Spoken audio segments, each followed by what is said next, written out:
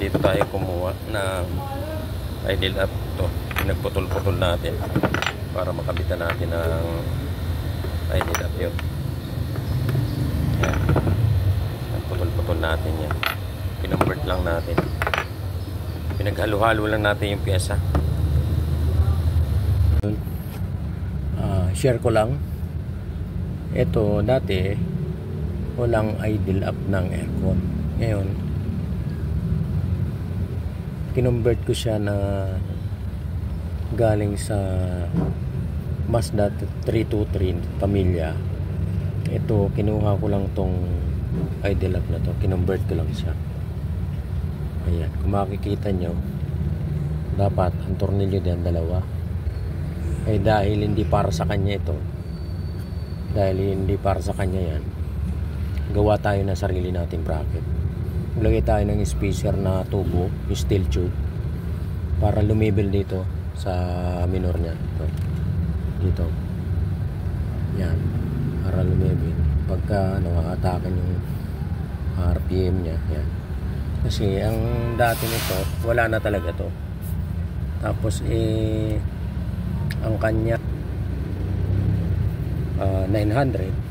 Pagka gumana yung idle up, magiging 1,000 siya para tumaas yung minor.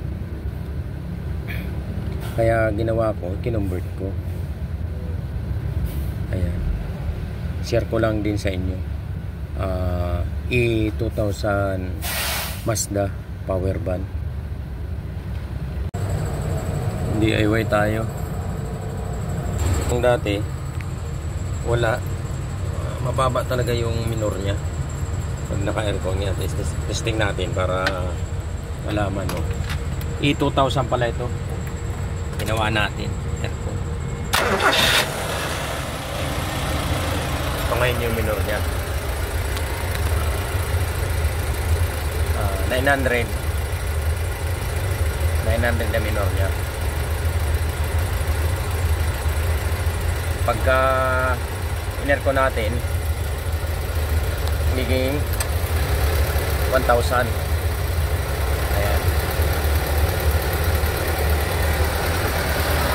Ito na. Gumagana na siya. At titimplahin muna natin. Ayan. Convert lang yan. 1,000. Pag pinatay natin ang aircon, 900.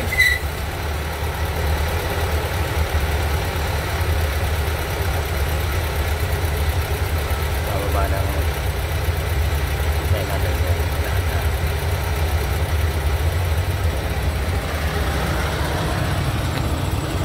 Thank you.